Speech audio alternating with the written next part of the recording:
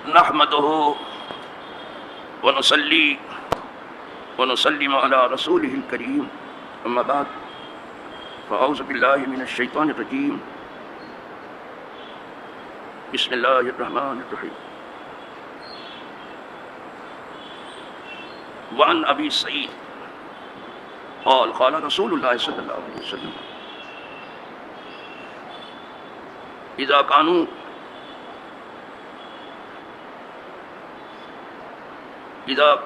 ثلاثة فليؤمهم أحدهم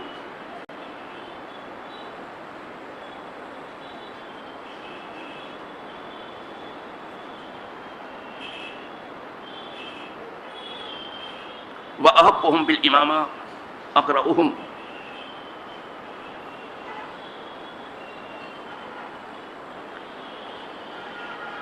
رواه مسلم.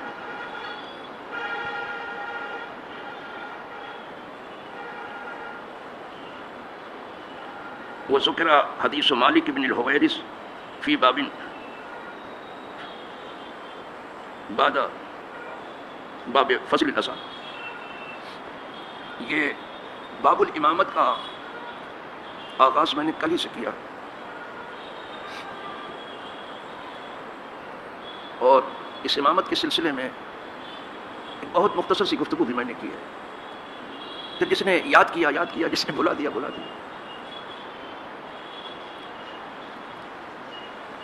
امامت کے معنی ہے قدوہ پیشوا. امام کے معنی ہے قدوہ اور پیشوا. یہ بھی عرض کر چکا ہوں کہ امامت دو طرح کی ہے. ایک امامت صغریٰ ہے, ایک امامت کبریٰ. یہ مسجد میں جو امام ہے یہ صغریٰ ہے, یعنی آج کل. اور عہد صحابہ میں جو امامت کبریٰ پر ہوتا تھا وہی مصلی پر ہوتا تھا. وہ اکیلا جو ہے پورے جہاں کے مسلمانوں کا امام ہوتا تھا. تو جب وہ بڑے لوگ مصلی پہ تھے تو اس مصلی کی قدر تھی. اور یہاں جب ہر ٹنگو کھڑا ہونے لگا جس کا نہ کوئی جسمانی قد و قامت ہے, اس میں اس کا کوئی قصور نہیں, نہ اس کا کوئی علمی قد و قامت ہے, جس کو دیکھو بےتاب ہے مصلی پہ کھڑے ہو. اگر انہیں ہوش ہوتا کہ یہ کہاں کھڑے ہیں تو جسم کا ہر رونگٹا کھڑا ہو جاتا. اس حاکم الحاکمین کے سامنے کھڑے ہیں جو سارے جہاں کا مالک ہے. ایک حاکم کے سامنے میں نے لوگوں کو دیکھا جب ہاتھ باندھ کے کھڑے ہوتے تو کانپتے رہتے. وہ سارے جہاں کا مالک کھڑے ہوتے, کچھ نہیں, وہ دیر دنا دو, وہ رکوع, وہ سجدہ, وہ جلد بازی, وہ اجلت, بس دیکھتے رہیے. آپ سورہ فاتحہ بھی نہیں پڑھ سکیں گے, وہ رکوع کر دے گا, اور رکوع ہی نہیں کرے گا, جلدی سے سجدہ بھی کر دے گا. آپ ایک رکعت نہیں پڑھیں گے تو 4-5 رکعت پڑھ کے چلا جائے گا. کیا تماشا. یہ نماز صحابہ کے زمانے میں نہیں تھی. ابھی بھی دنیا عرب میں آپ چلے جائیں تو آپ کو دکھائی دے گا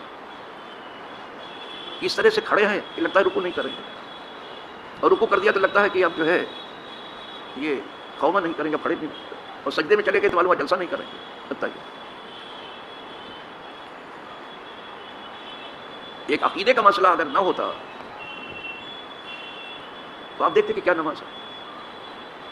اور آپ کو بتا چکا ہوں کہ جب اسلام کا آغاز ہوا ہے تو پہلے عقیدہ بتایا جاتا تھا جسے ایمان ہے, اور اس کے بعد پھر اسلام بتایا, یعنی نماز روزہ ہوتا ہے. اور پہلے نماز روزہ ہی بتایا جاتا, عقیدہ جلدی سے کوئی بتاتا نہیں. اگر اس میں کوئی خرابی نہیں ہے تو اس کو چھپاتے کیوں ہو؟ بیان کرو عقیدہ تمہارا. اور یہ جو حدیث کا درس ہے جو سن رہے ہیں آپ,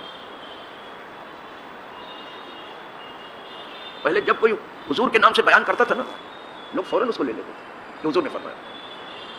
لیکن جب فتنہ واقع ہوا لوگ حضور کی حدیث کو بھی بنا بنا کے پیش کرنا شروع کر دیے. تب پھر ضرورت پڑی کہ کوئی حدیث بیان کرے تو پوچھو کہ بھیا کہاں سے لیا آپ نے اس کو لیا کیا سے آپ. تب پوچھنے لگے سمو لنا رجالکم, کن راویوں سے آپ نے اس حدیث کو لیا, ورنہ یہ کوئی راوی کا کوئی جھگڑا تھا ہی نہیں. اور گیا گزرا انسان وہ حدیث میں بھی گھال میل کرتا ہے, کتاب اللہ میں بھی گھال میل کرتا ہے. یہ تو اچھا ہوا یہ کتاب کا ذمہ جو ہے قدرت نے لے لیا کہ اس کتاب کو ہم ہی اتارنے والے ہیں اور یہ ہم ہی حفاظت کرنے والے ہیں، ورنہ اب تک کچھ کا کچھ کر ڈالا ہوتا. اور اچھا ہوا کہ کچھ حدیثیں جو ہیں، سب تو نہیں ہیں، یہ کچھ حدیثیں کتابوں میں آ گئی ہیں اور بہت کچھ آ گئی ہیں، لیکن جو چھوٹی ہیں وہ بہت زیادہ ہیں. اچھا ہوا کتابوں میں آ گئی ہے. پھر بھی جو ان سے ہوتا ہے وہ کر ڈالتے ہیں، جو ان سے ہوتا ہے وہ کر ڈالتے ہیں. جیسے کہیں رضی اللہ لکھا ہوا ہے تو علیہ السلام لکھ دیتے ہیں اپنے عقیدے کے مطابق. جی صاحب یہ سب چلتا ہے بابا. اسی لیے جو مختلف نسخے آپ کے پاس آئیں گے تو آپ دیکھیں گے اس میں فرق ہے کتابوں میں. تو یہ امامت کو میں نے بتایا تھا کہ امامت کی دو قسمیں ہیں، امامت صغریٰ اور امامت کبریٰ.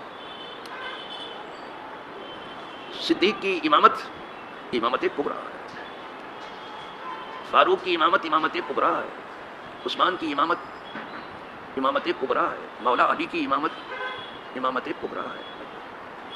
یہ بڑی امامت ہے، یہ سب کے امام ہیں.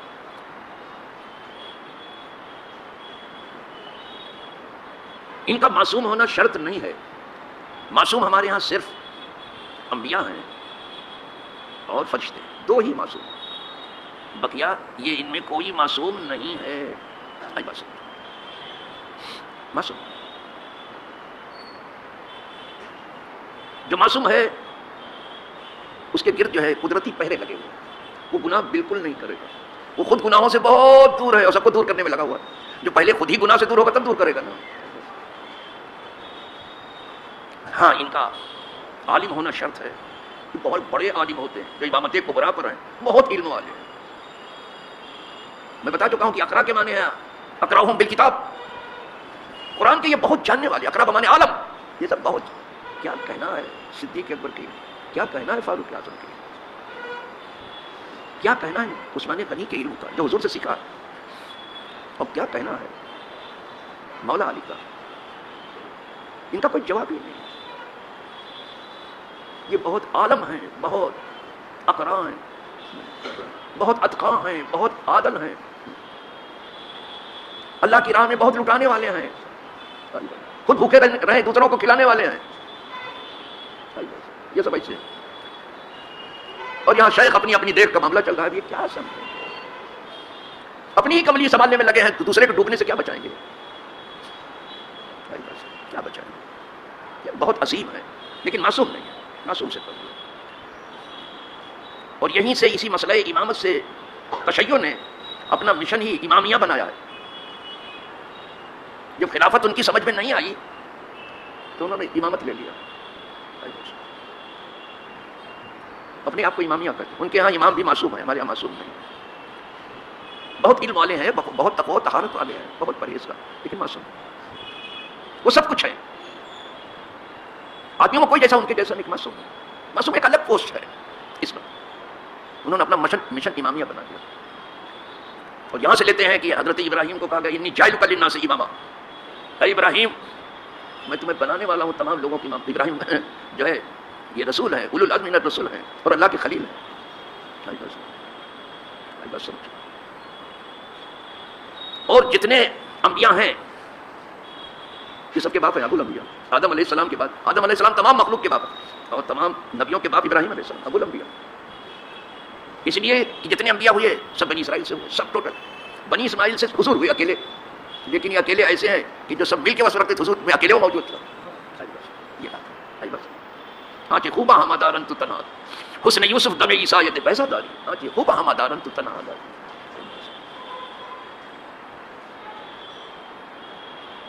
اصل میں آدمی کے بنانے سے امام نہیں بنتا. جس امام کی یہ بات کریں خدا جاعلک کا میں بنانے والا ہوں. تم خدا ہو کیا؟ انی جاعلک للناس. جاعل کا فاعل قدرت ہے. میں تمہیں امام بنا لوں. وہ جس کو چاہتا ہے امام بنا. معصوم امام معصوم کی بات کر رہا ہوں. اللہ عالم حیث یجعل رسالت. اللہ کو معلوم ہے کہ منصب رسالت کہاں رکھے. ذالک فضل اللہ یؤتیہ من یشاء.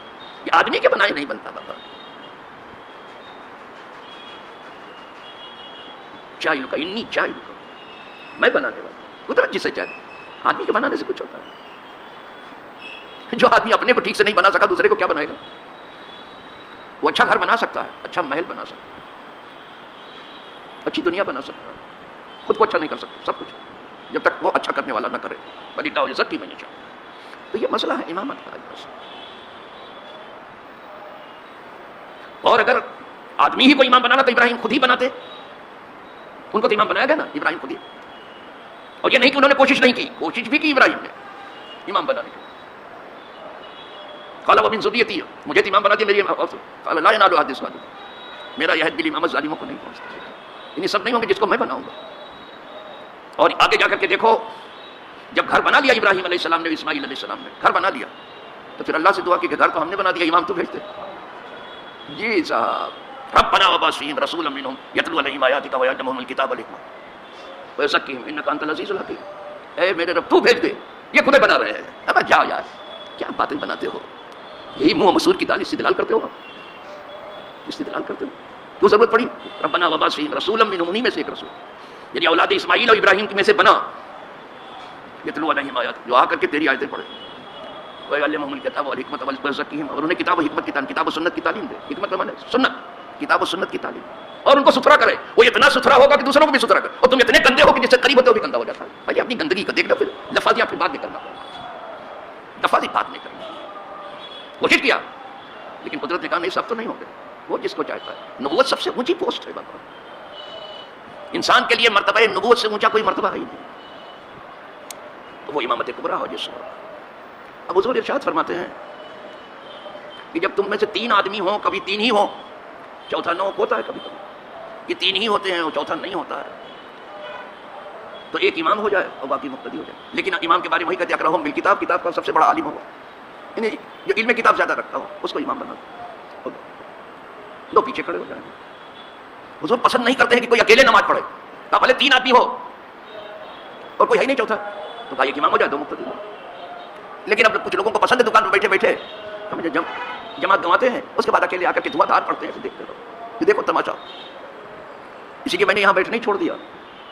یہ تباہی مجھ سے دیکھی نہیں جاتی کہ میں کیا دیکھ رہا ہوں. تباہی یہ نماز پڑھ رہے ہیں، تھے. مرغ بھی اتنی جلدی چونچ نہیں مارتا جتنی جلدی رکوع سجدہ سب کرتے ہیں. دانے کے اوپر بہت تیزی سے مارتا ہے چونچ. وہ حالت، یہ نماز ہو رہی ہے. کہاں تم نے دیکھی؟ کہاں اللہ والوں کی وہ نماز جس کو ہم دیکھتے ہیں کہ ایک سجدے میں صبح کٹا جائے، اور پھر بھی کہتے ہیں یا اللہ یہ رات چھوٹی ہو گئی. یہ نہیں کہتے سجدہ بڑا ہو، رات چھوٹی ہو گئی. یہ یا اللہ، کیا یہ زمانہ ہے؟ یہ زمانے میں ہم ہیں. اب تو آپ کو یہ سوا کہانی قصے کو کچھ لگے گا نہیں کی مولانا صاحب کوئی کہانی قصہ سنا رہے ہیں اگلوں کی. نو بابا، یہ تمہارا دین ہے. اللہ سب کو دینی سمجھ بوجھ عطا فرمائے. وآخر دعوانا ان الحمدللہ رب العالمین. اب پہلی فصل انہی 2 حدیث سے ختم ہو گئی. انشاءاللہ کل سے ہم دوسری فصل شروع کریں گے. آج کل جو امامت کے سلسلے میں کچھ تھوڑا سا رہ گیا تھا تو میں نے آج اس کو لے لیا، اور ابھی بہت کچھ ہے. بس یہ کوشش کرو کہ دھیرے دھیرے کتاب و سنت کی سمجھ آ جائے، اور اللہ سے توفیق مانگو کہ اللہ جہاں تو نے ہمیں سننے کی، سمجھنے کی توفیق، عمل کی بھی توفیق دے. اور جب آپ عمل میں اتر جائیں تو دعا کریں اللہ تیری توفیق سے ہم عمل بھی کر لیں، ہمارے عمل میں اخلاص بھی پیدا کر دے، خلوص پیدا کر دے. سمجھ ہم دنیا کے دیوانے نہ ہو، تیرے دیوانے ہو جائیں، تیرے رسول کے دیوانے. وآخر دعوانا الحمدللہ رب العالمین.